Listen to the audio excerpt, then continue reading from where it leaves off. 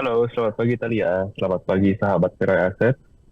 Oke, mungkin kita bisa mulai untuk presentasi pada pagi hari ini ya, di mana saya akan membawakan untuk emiten XL terkait performa mereka di 9 March 2024 ini. Oke, secara singkat ini untuk mereview saja performa mereka secara 9 months, di mana untuk pendapatan mereka ya di third quarter ini berkurang ya 3,5% mencapai 8,3 triliun rupiah ya. Ini disebabkan adanya penurunan dari segmentasi data mereka yang menurun 6% dan juga dari voice and SMS mereka yang turun 13% ya. Namun secara kumulatif di 9 months pendapatan XL masih dapat tumbuh 6,3%. Ini masih inline dengan estimasi kami dan juga konsensus. Nah, kalau misalnya kita lihat lagi secara third quarter 2024 ini, dari EBITDA level mereka juga ada penurunan ya 3,7%. Ini inline dengan penurunan pendapatan mereka. Namun yang perlu di-highlight di sini adalah pendapatan dari atau investasi dari subsidiary mereka ya. Ini kerugian mereka meningkat menjadi 124 miliar rupiah. Hal ini menyebabkan adanya penurunan pada net income mereka secara kuartalan yang menurun 40%. Namun kalau misalnya kita lihat dari kumulatif 9 months, net income mereka masih berhasil tumbuh ya, 32% mencapai 1,3 triliun. Namun hal ini masih di bawah ekspektasi kami dan juga konsensus. Oke, selanjutnya.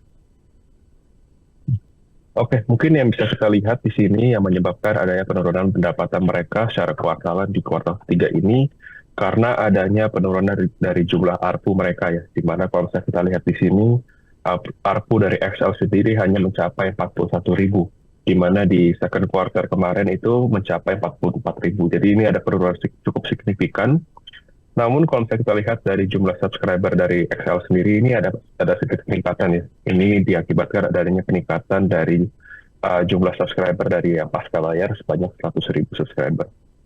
Nah, kalau misalnya kita lihat di sini ada penurunan dari ARPU sendiri, ini mengindikasikan adanya perubahan segmentasi pasar, ya di mana orang yang tadinya membeli paket data secara bulanan, mungkin membeli paket secara mingguan maupun harian ya.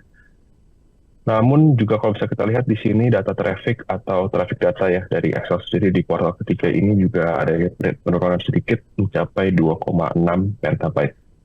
Jadi secara operasional juga mereka ada penurunan yang menyebabkan adanya penurunan pendapatan di kuartal ketiga.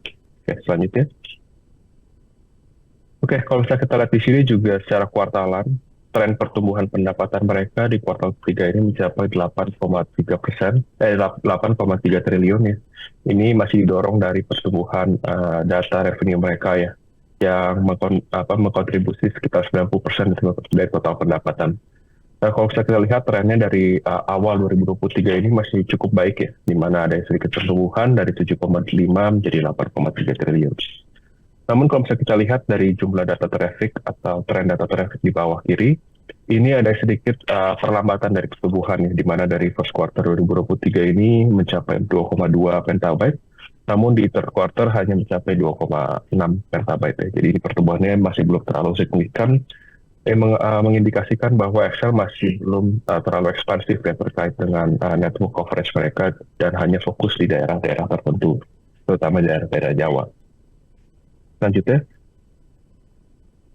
Ya, mungkin apa sih yang bakal kita lihat di tahun 2025 ini, terutama untuk Excel sendiri ya. Di mana untuk di tanggal 27 September kemarin, mereka baru mengintegrasikan subscriber dari First Media, dari Linknet. Ini masuk ke dalam Excel Home ya, menjadi subscriber FBB dari Excel Axiata sendiri. Ini meningkatkan jumlah subscriber mereka mencapai 1 juta subscriber, di mana hal ini hal yang sangat positif, di mana untuk tahun depan sendiri ini akan meningkatkan kontribusi dari fixed broadband Excel sendiri, di mana untuk saat ini hanya mengkontribusi sebesar 5%. Namun kita expect di tahun depan dengan ada pertambahan dari First Media ini mungkin akan meningkatkan pendapatan Excel ke depan. Melihat dari performa First Media yang secara download speed dan juga upload speed ini masih lebih kencang ya dibandingkan dengan Excel Home sendiri, dapat meningkatkan user experience dari pengguna Excel ke depannya. Oke, next. Oke, dengan outlook ke depan yang masih sangat positif, kami di sini merekomendasikan buy ya untuk Excel dengan target TP di 2.900 dengan harga sekarang maupun evaluasi sekarang masih tergolong cukup murah ya di minus 1,5 dari standar PVSI EV/EBITDA 5 tahun terakhir. Oke, itu saja dari saya. Balik pada Anda kali ya. Thank you.